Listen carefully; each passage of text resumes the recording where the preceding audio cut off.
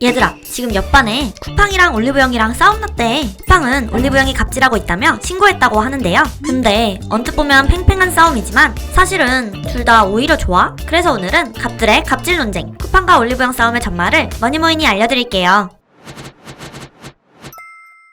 쿠팡이 올리브영을 갑질했어 라며 공정거래위원회에 신고했어요. 그 이유는 올리브영이 화장품 파는 걸 방해하고 있다는 건데요. 올리브영은 다들 아시다시피 헬스앤뷰티 시장을 꽉 잡고 있는 기업이에요. 오프라인 시장 점유율은 헬스앤뷰티 점포의 71.3%가 올리브영이고, 심지어 지난해 매출은 2조 원 이상으로 업계 최대를 기록했죠. 근데 올리브영 전체 상품의 80%가 중소 화장품 기업 건데요. 이들은 제품을 잔뜩 사가는 큰손, 올리브영의 눈치를 볼 수밖에 없죠. 쿠팡은 올리브영이 자사의 중소기업 제품을 납품하지 못하도록 갑질을 하고 있다고 말했어요. 하지만 올리브영은 쿠팡의 신고에 매우 당황했어요. 중소 화장품 기업들이 다른 곳에 제품을 팔지 못하도록 막은 적이 없다고 열심히 해명했죠. 그래서 누가 맞다는 거야? 이런 생각 드시죠? 최근 쿠팡이 올리브영의 갑질 정황과 증거가 담긴 자료를 추가 제출했어요. 올리브영이 납품업체의 계약서에 상품명과 경쟁사를 써놓고 경쟁사에 납품하려면 사전 협의를 받아야 한다고 했죠. 특히 올리브영 납품업체들이 쿠팡에 납품하지 못한 정황도 자료에 있었어요. 쿠팡에 상품을 납품하면 매장 확대 계획은 취소하거나 이미 입점된 상품도 철수하겠다는 등 압박하는 내용이었죠. 사실 쿠팡과 CJ의 싸움은 이게 처음이 아닙니다. 작년에 이른바 햇반전쟁이 일어났는데요. 쿠팡은 CJ제일제당이 햇반을 제때 주지 않는다며 불만을 표해 갈등이 일어났죠. CJ제일제당은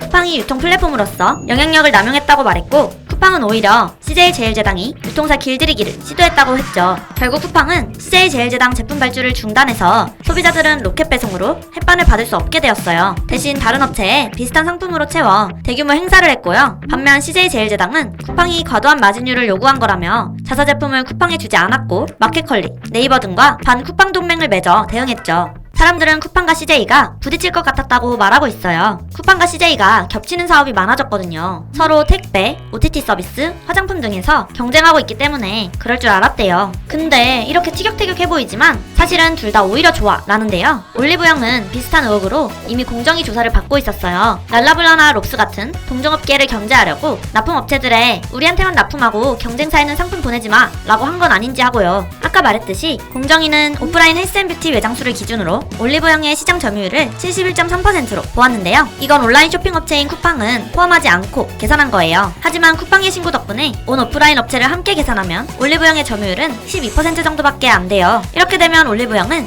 시장 지배적 지위를 갖는다고 볼 수 없고, 과징금은 최대 7천억 원에서 5억 원 정도로 대폭 줄어들죠. 그래서 오히려 쿠팡 측에 고마워할 수도 있어요. 쿠팡도 마찬가지인데요. 이전에 LG생활건강이 쿠팡이 납품 가격을 과도하게 낮추라고 강요했다며 신고했고, 공정위는 쿠팡이 온라인 쇼핑 시장에서의 우월한 지위를 이용해 부당행위를 한 것으로 보인다며 징계를 주었어요. 쿠팡은 이건 사실이 아니라고 말했고, 오프라인 시장을 포함해 점유율을 계산하면 쿠팡의 징계 수준도 낮아지죠. 결국 쿠팡은 이번 올리브영 신고를 통해 공정위에 오프라인 유통업체와 온라인 쇼핑몰 회사를 경쟁사로 볼 건지 별개의 시장으로 볼 건지 질문하고 있다고 볼 수 있죠. 공정거래법상 한 회사의 점유율이 50%를 넘거나 3개 이하 사업자의 점유율이 75%가 넘으면 시장을 꽉 잡고 있어 라고 판단하는데요. 과연 공정위는 어떤 판단을 내릴까요? 사실 업계는 둘 중 누가 갑질을 했는지보다는 조용히 등 터지고 있는 중소기업은 없는지 살펴보는 게 중요하다고 말합니다. 모랑이도 피해보는 측 없이 얼른 결론이 났으면 좋겠네요. 자, 오늘의 머니모이는 여기까지. 유통업계에서도 눈여겨보고 있는 이 싸움, 이제 온 오프라인 시장은 허물어졌다고 봐야 할까요? 여러분은 어떻게 생각하시나요? 댓글로 여러분의 의견을 알려주세요.